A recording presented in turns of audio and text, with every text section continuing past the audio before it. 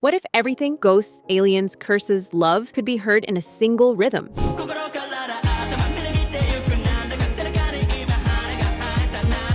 Not just any rhythm, a pulse, a glitch, a heartbeat made of static. That's the sound of Otonoke, the opening theme of Dandadan, played by Creepy Nuts. A song that doesn't just set the mood, it decodes the series, bar by bar, symbol by symbol. What sounds like chaos is actually a musical map, one hiding references to Sadako, Turbo Granny, Possession, 444, even the emotional scars of Momo and Okarun. This isn't just an opening, it's the entire show, whispered in code. And once you hear it clearly, you'll never watch Dandadan the same way again. From the first moment, it feels like stepping into a haunted nightclub. The rhythm sharp, syncopated, almost panicked. This isn't just music, it's a spiritual frequency, a coded signal that says, you've crossed into another realm. That mantra-like rhythm, built on rapid 30-second note syncopation, mimics a racing heartbeat. That means ultra-fast notes hitting just off the beat, like panic set to music.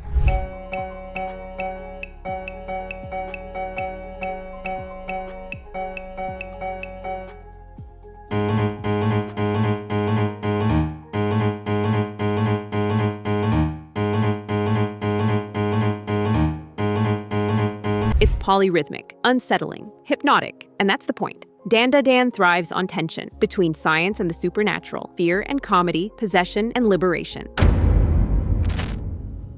When we hear the chant,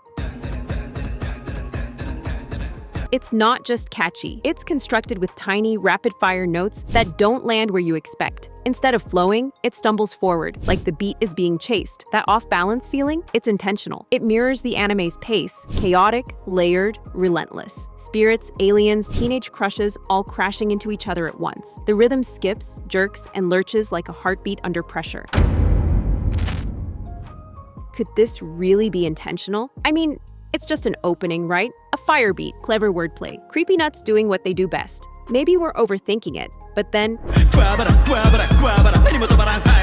a phrase whispered to ward off spirits. Said for centuries, long before sound design even existed. A shield against storms, ghosts, or something worse. And then they say it. Sadako and Kayako, icons of Japanese horror, hidden in plain sight, in a rap verse. This isn't just flair, it's a coded guide. What if the entire anime is already hiding inside this song?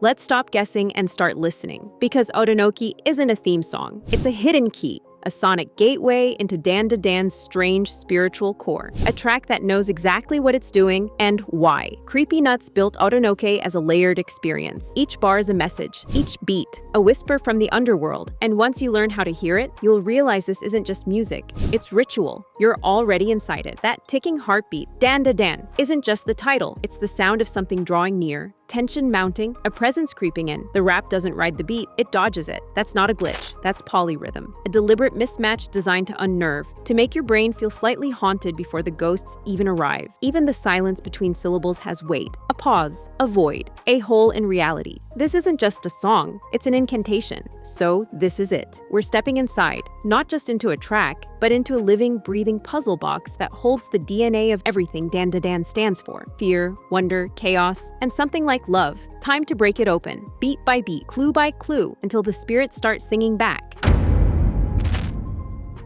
This is where the magic lives. This is where the decoding begins. We're inside the song, inside the show. Time to unpack what Otonoke hides in plain sight.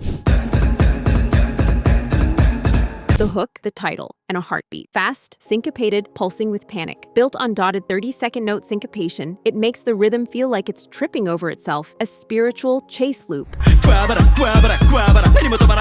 It's not just a lyric, it's protection. Horror royalty. Sadako, The Ring, Kayako, The Grudge. This isn't homage, it's a pact. Dandadan isn't afraid of the nightmare, it invites it in.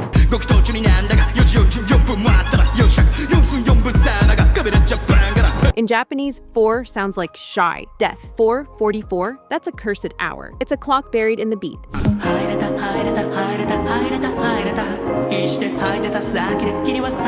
A direct echo of Momo's possession in episode 1, but also control, identity, transformation. Dandadan lives in that space, where ghosts and feelings both take over.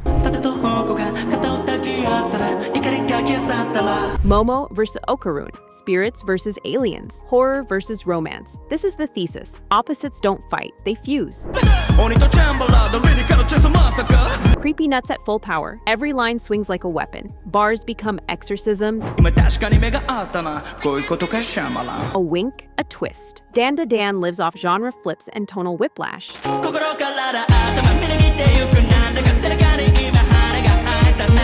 The emotional peak beneath all the chaos. This is about healing. Two broken kids saving each other. It mirrors it all. From Jersey Club chaos to soft melodic legato. The rap unhooks from the beat. The harmony exhales. It's not just sound, it's storytelling. Otonoke doesn't describe Dandadan. It is Dandadan, compressed into 90 seconds of haunted poetry.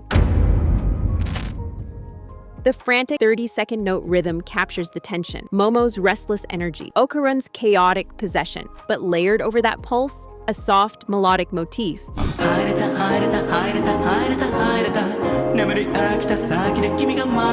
Moments of calm cutting through the storm. It's the sound of fear meeting courage, of isolation cracking open into connection, a single lyric.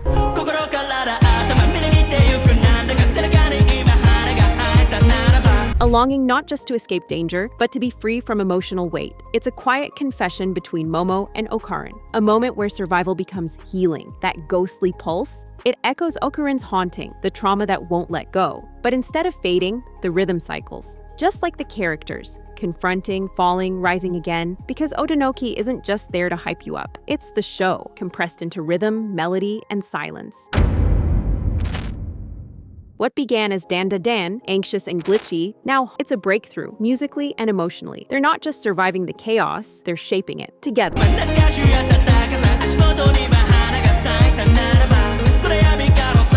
This shift captures the heart of Dandadan, that ghosts and aliens, fear and love, trauma and healing can all coexist. And even in absurdity, there's strength and connection. This isn't just a comeback, it's a rebirth. Armed with more than powers, they move forward with clarity, purpose, and each other.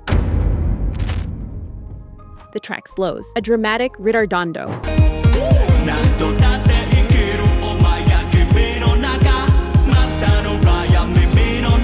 Before cutting to silence, no resolution, just air.